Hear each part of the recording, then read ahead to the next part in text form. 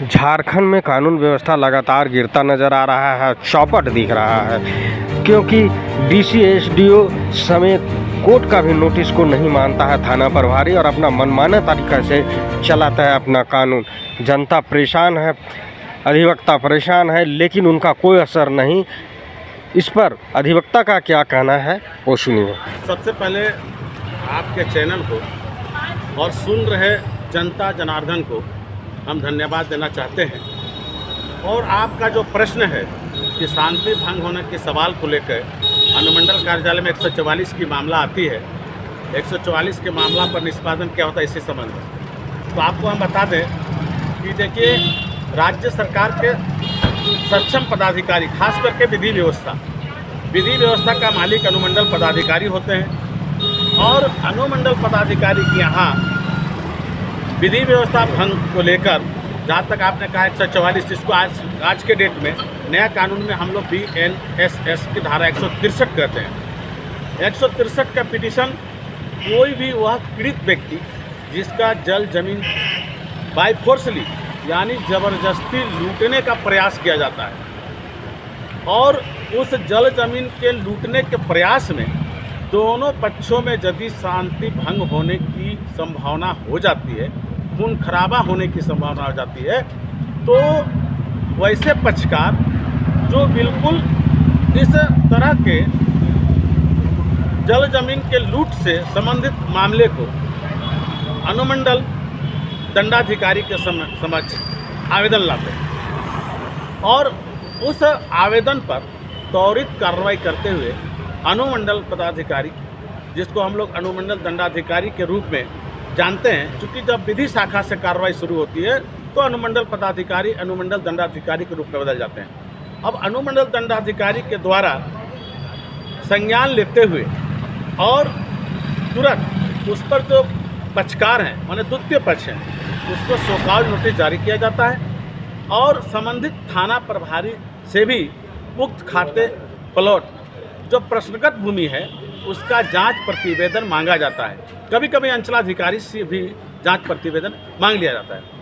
लेकिन आप देखेंगे कि जितने भी आवेदन अनुमंडल दंडाधिकारी के न्यायालय में दाखिल होता है, हमको लगता है कि 100 में से 70 ऐसे नोटिस होते हैं जिसको सक्षम थाना प्रभारी के द्वारा वो सेकेंड पक्षकार को तामीला नहीं किया जाता है, और ना ही समय से उसका कोई जांच प्रतिवेदन बना के और अनुमंडल दंडाधिकारी के समक्ष भेजा जाता है। कभी कभी तो हम लोगों ने देखा है कि कई ऐसे मामले आज भी अनुमंडल दंडाधिकारी के समक्ष चल रहे हैं, जिसको मिसलेनियस बात के रूप में हम लोग जानते हैं।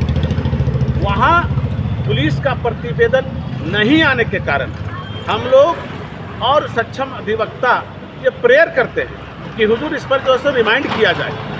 तो अगर रिमाइंड करने की बात है तो हमको लगता है 1 डेट, 2 डेट, 3 डेट, 4 डेट बीत गया और फिर रिमाइंड किया जाता है, और 4 डेट के काल अवधि में भी अगर सक्षम थाना से जांच प्रतिवेदन नहीं आता है तो हमको लगता है कहीं न कहीं विधि व्यवस्था फेल दिखता है।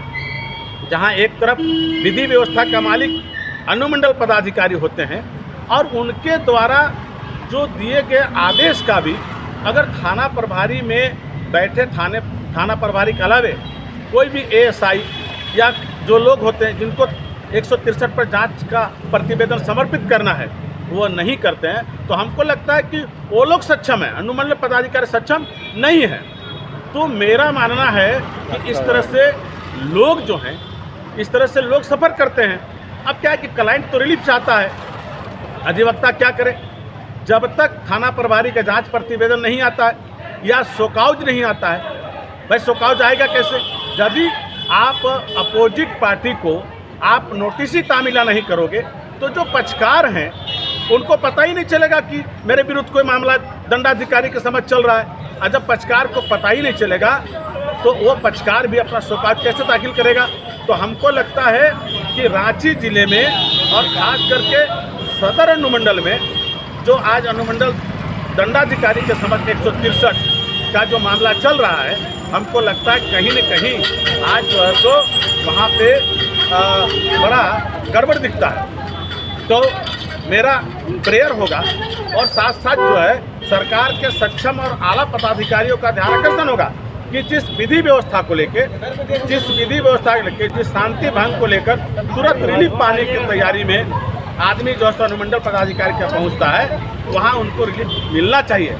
और आपको हम बता दें, यहाँ तो ये भी देखें कि साल 2020 में 144 का जो है पिटीशन दाखिल हुआ, 144 के पिटीशन पर आदेश हो गया, लेकिन पूरे 5 साल बीत गए, आज भी 2020 का अभिलेख में कोई ऑर्डर नहीं लिखाया।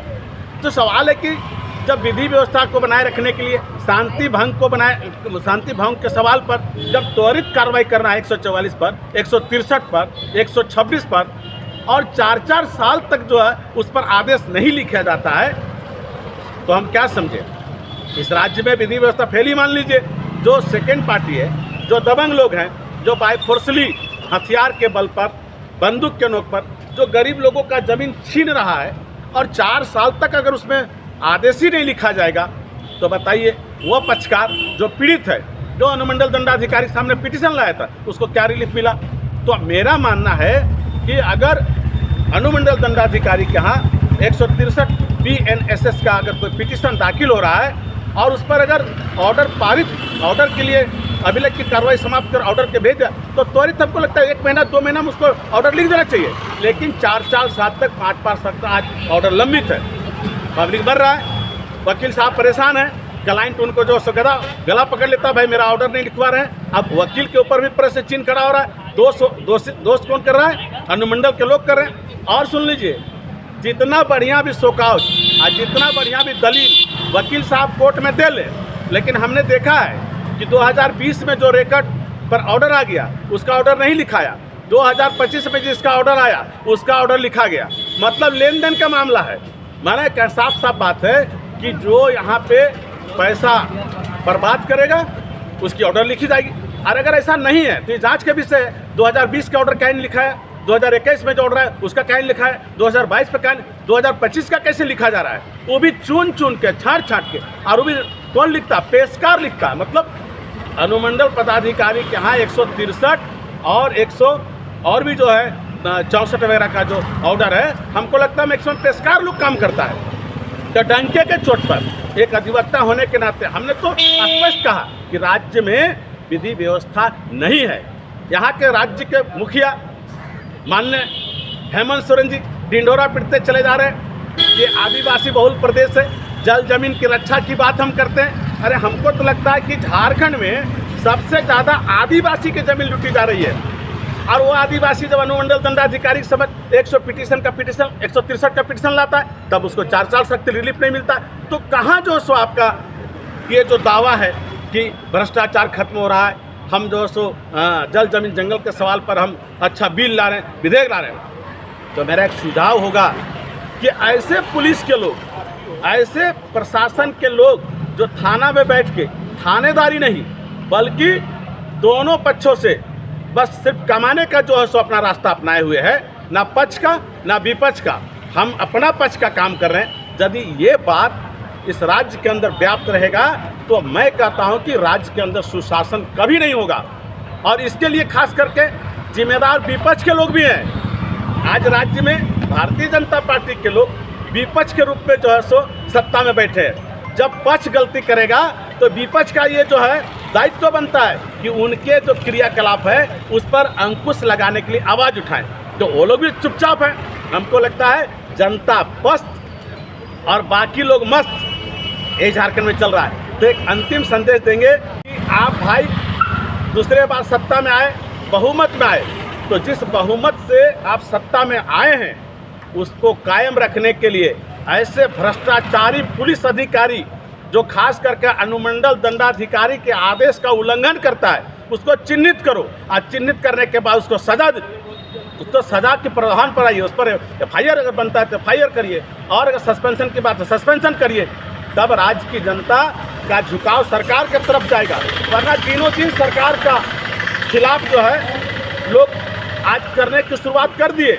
कल तक धरना प्रदर्शन ही होता था, अब डेली राजभवन में धरना प्रदर्शन शुरू हो गया। जैसे पहले अखाड़ा था, आज भी अखाड़ा हो गया, बनते जा रहा है। तो कहीं न कहीं राज्य के अंदर विधि व्यवस्था के सवाल पर, और हमको लगता है कि जो कर्मी हैं वो दोषी हैं। इसलिए त्वरित आज जितने भी अनुमंडल पदाधिकारी के यहाँ 163 का और 144 का जो रिकॉर्ड जो आज पेंडिंग है, जिस पर ऑर्डर नहीं लिखा गया, 2020 से पेंडिंग है, हजारों रिकॉर्ड है, क्लाइंट सफ़र कर रहा है, तुरंत उस पर ऑर्डर लिखना चाहिए। इस बात के संज्ञान अनुमंडल पदाधिकारी और डीसी को लेना चाहिए।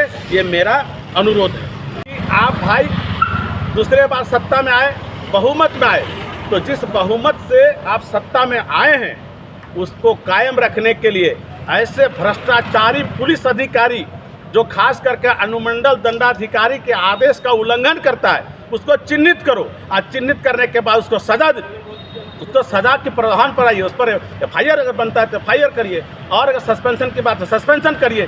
तब राज्य की जनता का झुकाव सरकार की तरफ जाएगा। वरना दिनों दिन सरकार का खिलाफ जो है लोग आज करने की शुरुआत कर दिए।